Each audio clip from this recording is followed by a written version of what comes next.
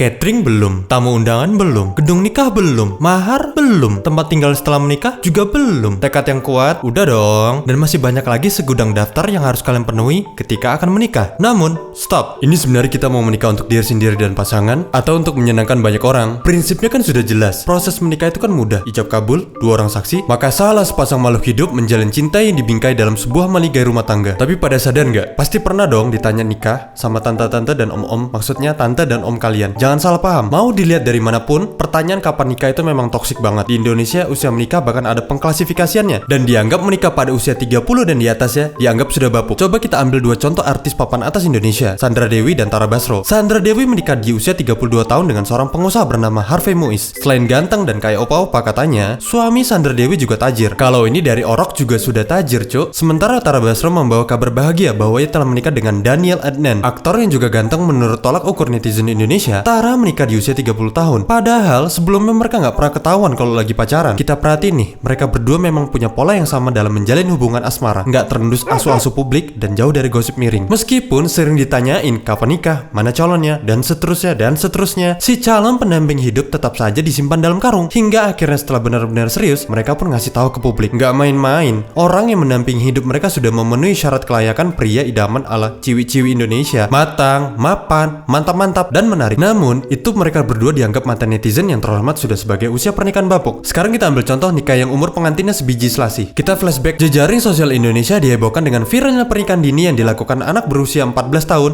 dan bocil laki-laki yang berusia 9 tahun. Kisah ini dibagikan dalam sebuah akun Instagram Makassar yang menampakkan proses pernikahan sang bocah. Tidak diketahui pasti di mana kejadian itu berlangsung. Namun, yang jelas pernikahan dini ini terjadi di Indonesia pada tanggal 16 Desember 2018. Dikutip dari laman Tempo, terdapat sebuah berita yang berjudul Viral, bocah 9 tahun menikah dengan bocah 14 tahun. Dalam berita dijelaskan bahwa alasan kedua bocah ini nekat menikah di usia yang tergolong masih sangat muda karena terlibat cinlok atau cinta lokasi pada saat bersama-sama berlibur di waterboom. Kejadian bermula sebut saja Budi, bocah laki-laki, bertemu dengan Mawar, bocah perempuan, di perosotan air wahana waterboom dan mulai jatuh cinta, falling in love. Dan takut akan jatuh ke perangkap zina, maka kedua orang tua bocah ini mengizinkan untuk menikah. Masalah pernikahan dini mengalami dinamika tersendiri. Di zaman dahulu sudah banyak terjadi karena terkait dengan rendahnya tingkat pendidikan, tingkat akhlak, tingkat moral, ditambah otoritas orang tua, bak raja dan ratu negeri di atas awan Doraemon. Alhamdulillah, seiring dengan perkembangan zaman, baik laki-laki dan perempuan mendapat kesempatan untuk belajar lebih tinggi dan lahan pekerjaan juga lebih luas, maka usia pernikahan menjadi lebih meningkat. Namun, ada fenomena menarik yang terjadi akhir-akhir ini. Psikolog Anissa Cahyaningrum mengatakan ini merupakan fenomena baru karena ada peran platform sesuai zaman. Menurut Anissa, yang perlu dikhawatirkan adalah jika hal ini menjadi propaganda yang akan menarik minat para remaja untuk ikut-ikutan menikah untuk melakukannya tanpa pertimbangan yang matang. Seperti yang dikatakan Om Tere, jangan menikah karena kesepian, menikah karena orang lain yang sudah menikah semua, tinggal kita seorang yang belum. Aduhai, pernikahan itu bukan tren yang semua orang bisa ikut-ikutan, apalagi karena nggak enak terlihat aneh sendiri. Dan terlepas dari itu, catat baik-baik, banyak orang yang telah menikah, dia tetap merasa kesepian, sendirian. Jadi, kapan kalian nikah?